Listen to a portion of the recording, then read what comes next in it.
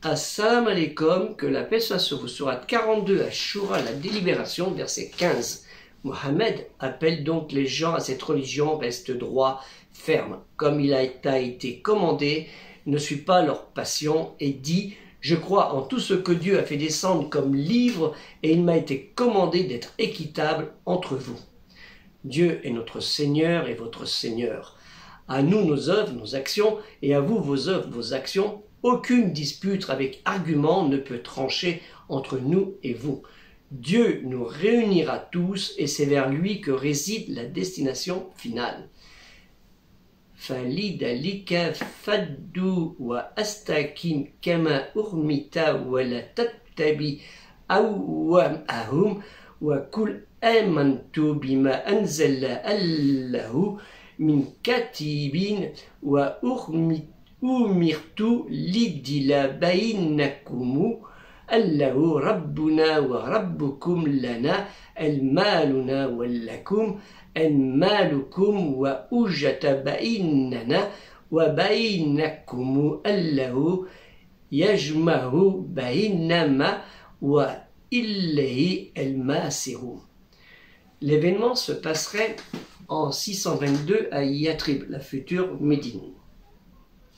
L'explication en fait serait « Toi, Mohammed, le prophète, le Nabi », en hébreu « Nabi », le messager, le Rasoul, il n'y a pas de terme en hébreu pour cela, « Lève-toi non seulement pour la prière, mais aussi pour réaliser dans la sagesse l'ordre divin. » Et appelle à la religion du monothéiste pur, fait à Noé, Abraham, Moïse, Jésus, fils de Marie. Et à toi, Mohammed, car toutes les religions du monothéiste repose essentiellement sur le même credo fondamental, à savoir la croyance en Dieu seul, en son prophète messager avertisseur du moment et au jour de la résurrection, ainsi qu'aux anges, et avec l'obligation cultuelle comme la prière invocatoire régulière, l'aumône légale, l'attachement aux autres vertus morales que toutes les religions ont en fond commun. Néanmoins, chacun recevra le salaire de sa voie religieuse en un Dieu unique ou pas, selon ils se mettent. Et pourtant, dans l'unicité d'un Dieu unique, il est dit dans la Bible, Tanakh, la loi, les odes, Shemot, ça veut dire Shemot, l'exode ou les noms, dans le décalogue, Asheret ad-Divrot, ou Al-Wasiya al-Arsh en arabe, les 10 commandements, au chapitre 20, verset 3, tu n'auras point d'autre Dieu que moi. Et dans les évangiles, l'Injil selon Marc, chapitre 12, verset 29, le Seigneur notre Dieu est l'unique Seigneur. Et Jésus répondit, voici le premier, écoute Israël, le Seigneur notre Dieu est l'unique Seigneur. Je vous mettrai le lien dans Afficher plus pour vous en donner plus d'explications.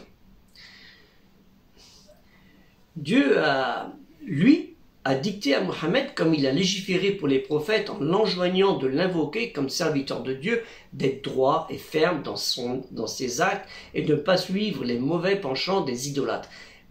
C'était les idolâtres, mais particulièrement les juifs et les chrétiens visés dans ce verset.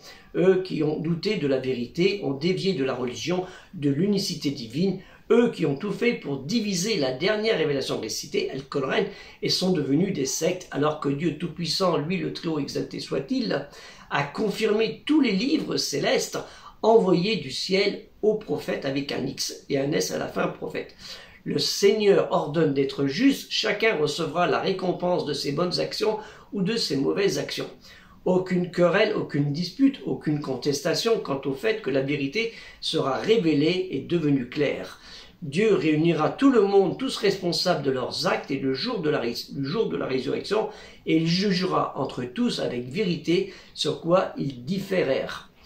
Et à lui appartient le retour, et le retour que chacun sera récompensé de l'intention, de l'action, de ses œuvres et de ce qu'il en mérite. Que la paix soit sur vous, salam alaikum, et aider le projet culturel musulman universel. Excusez-moi pour la petite erreur que j'ai fait en français.